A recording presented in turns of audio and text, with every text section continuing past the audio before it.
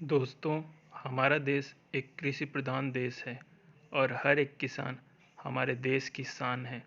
उनके द्वारा खेतों में किए जाने वाले कठिन परिश्रम के बाद ही हमें हमारा भोजन प्लेटों में नसीब होता है। देश में कुल 17% कृषि का जीडीपी में योगदान है और 53% लोग खेती से जुड़े हैं। आप सभी को नमस्कार। तो चलिए एक और वीडियो लेके आप लोगों के सामने हाजिर हो गया हूँ और ये वीडियो बहुत ज़रूरी है हमारे किसान भाइयों के लिए। ये वीडियो कृषि बिल के ऊपर है और आप देख ही रहे होंगे काफ़ी हो हल्ला मचा हुआ है कृषि बिल के ऊपर। सभी राजनीतिक पार्टियां ऐसा हल्ला मचाए हुए हैं जैसे पता नहीं कौन सा पहाड़ टूट गया हो। मजाक कर रहा हूँ। तो सबका हक है हमारे प्रजातंत्र में दिया गया है सभी लोगों को विरोध जताने का, तो वो अपना काम कर रहे हैं। हमें इसकी सच्चाई से वाकिफ़ होना चाहिए, क्या ये बिल सच में किसानों के विरोध में है या उनके पक्ष में है। तो 3 मुद्दों के ऊपर मैं आज बात करूंगा। पहला मुद्दा है कि क्या मंडी समिति जो सिस्टम बनाया गया था, वो मंडी प्रणाली वो ख़त्म हो जाएगी या बनी रहेगी। दूसरा, एमएसपी ख़त्म हो जाएगी बनी रहेगी क्या। तीसरा सबसे इम्पोर्टेंट, क्या किसानों का शोषण होगा या नहीं होगा बड़ी बड़ी कंपनियों के द्वारा। बहुत छोटे में समझा दूंगा मैं, इसको बहुत लंबा चौड़ा खींचने की ज़रूरत नहीं है।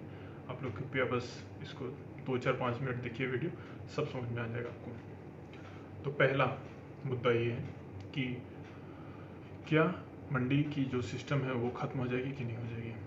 बिल्कुल नहीं, ये सब सारी बातें झूठ हैं। मंडी का कोई भी सिस्टम ख़त्म नहीं होगा। ये किसानों के ऊपर निर्भर करता है कि वो अपने माल को कहाँ बेचना चाहते हैं। उनको जहाँ सबसे अच्छा मूल्य मिलेगा वो अपने पैदावार को वहाँ ले जाके बेचें। One nation one market plan government ने इसके पे आधारित किया है और उसके तहत में अगर आपको अपने ज़िले में अपने पैदावार की सही कीमत नहीं मिलती है तो आप दूसरे ज़िले में जा सकते हैं या दूसरे राज्यों में जाके भी अपने पैदावार को सही कीमत पे बेच सकते हैं। तो ये बात बिल्कुल झूठ है कि मंडी सिस्टम खत्म हो जाएगी। हाँ, तो ये बिचौलिए ही होते हैं जो किसी भी फसल का दाम तय करते हैं, मार्केट में कितने में बिकना चाहिए और उनका कितना मुनाफा होना चाहिए।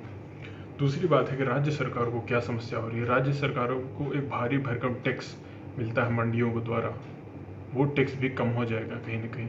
इसीलिए राज्य सरकारों को भी इस पर समस्या हो रही है। किसानों को इस पर किसी प्रकार का कोई भी नुकसान नहीं है।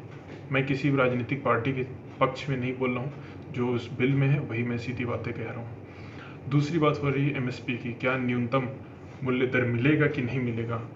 गवर्नमेंट के 8 मंत्री आए और इस बात को एकदम उन्होंने साफ साफ बताया कि ये जो सिस्टम है उनको न्यूनतम मूल्य मिलता रहेगा उनके फसलों का। इसके पे कोई भी प्रकार की कोई भी बदलाव नहीं हुई है, ना होगी आने वाले भविष्य में।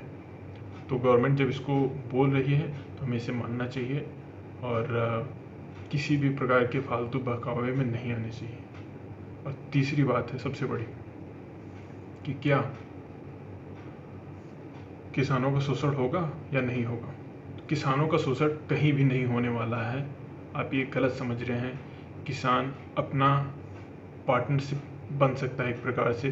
बड़ी बड़ी उद्योग जगत में जो फूड प्रोसेसिंग कंपनीज़ हैं उनके साथ पार्टनरशिप में काम कर सकता है और एक मूल्य डिसाइड कर सकता है किसी भी क्रॉप के लिए, चाहे गेहूं के बाजरे की बात कर लीजिए, किसी भी प्रकार की क्रॉप की।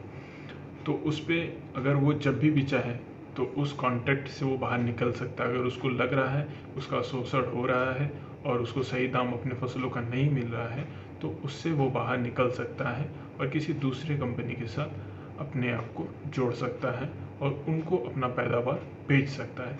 इसमें किसी भी प्रकार की कोई भी आपत्ति नहीं होगी। तो ये कहीं न कहीं भरमाने की कोशिश की जा रही है।